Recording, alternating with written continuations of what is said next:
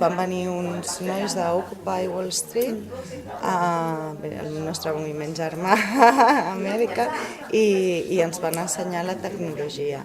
Això ens va servir per cobrir totes les necessitats comunicatives que teníem, perquè 15M BCNTV no podia ja assistir a més manifestacions i actes i assemblees, perquè bé, aquest darrer any hi ha hagut més manifestacions a Espanya que mai, o sigui, està clar que és impossible cobrir tot això per part d'un col·lectiu com 15M CNTV.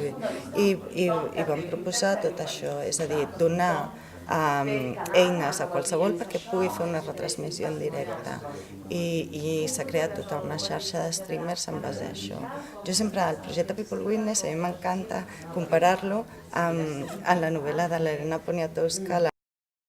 Ella, en lloc de fer un article sobre una tragèdia que hi va haver durant la Revolució Mexicana, en lloc de fer un article de síntesi i tal, i ella no va escriure ni una sola paraula, va escriure un llibre en les declaracions de persones que estaven allà. I amb això es pot veure clarament que la subjectivitat de cada persona fa veure que el mateix esdeveniment i fa explicar-lo de manera diferent depenent de cadascú. Llavors, People Witness són moltes veus, són infinits vídeos, impossibles que vegi algú pràcticament, però és això, és recollir els testimonis de tothom.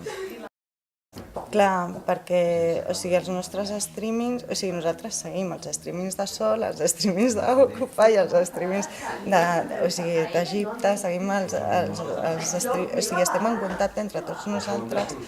Clar, el treballar amb aquesta tecnologia tots junts també fa que treballem en xarxa, ens coneguem tots i alhora és una manera de comunicar, que els moviments es comuniquin entre ells i facilitar això alhora que de cara a l'exterior, no només això. Però sí, nosaltres som els més grans consumidors dels streamings dels altres, això sí, ja tenim públic. El periodisme avui en dia està en crisi, hi ha moltíssimes redaccions en veres, s'ha despatxat moltíssima gent. El sistema està cada cop agafant més tots els tentacles, sobretot. Llavors, què és el que passa? Que es necessita com un contrapunt.